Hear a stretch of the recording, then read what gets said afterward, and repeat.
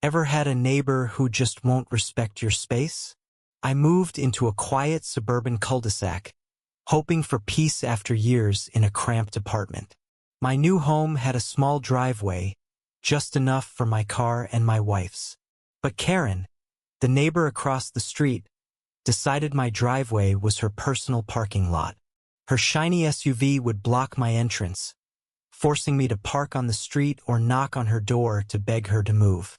"Oh, it's just for a bit," she'd say, rolling her eyes, as if my property was her right. At first, I tried politeness. I left notes, knocked gently, even baked cookies as a peace offering. Karen's response? A scoff and a lecture about community sharing. My wife, Emma, suggested we talk to her husband, but he just shrugged, saying, "Karen does what Karen wants." The audacity stung. Weeks turned into months, and Karen's SUV became a fixture. I'd come home from late shifts at the hospital, exhausted, circling for parking while her car sat smugly in my space. The tension simmered. I installed a private property sign. Karen tore it down. I asked the HOA for help. They said it was a civil matter. One night, after missing a family dinner because I couldn't get into my own driveway, I snapped. But I didn't confront her. Words clearly meant nothing to Karen. Instead, I started researching. That's when I found motion-activated spike strips, designed for private lots.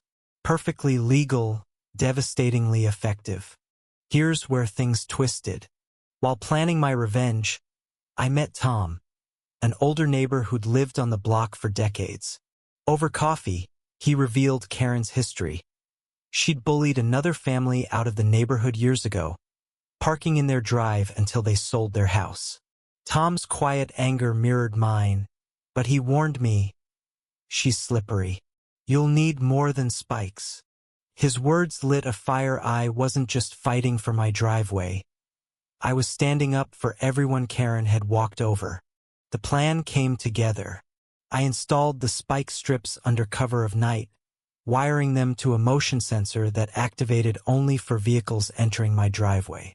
I added a hidden camera to catch the aftermath. The next day, Karen's SUV rolled in, right on cue. The spikes deployed with a satisfying pop. Her tires shredded, and her car lurched to a stop. Karen stormed out, screaming about lawsuits, but the camera caught her trespassing clear as day. I stepped outside, calm but firm. "You've parked here for the last time, Karen." She called the cops, but the law was on my side. Private property, clear signage, and video evidence of her repeated trespassing shut her case down fast. The neighborhood buzzed. Tom spread the word, and suddenly, people I'd never met were thanking me. Karen's reputation crumbled. Turns out, she'd been pulling her entitled act on others. 2. The HOA, now under pressure, fined her for multiple violations they'd previously ignored.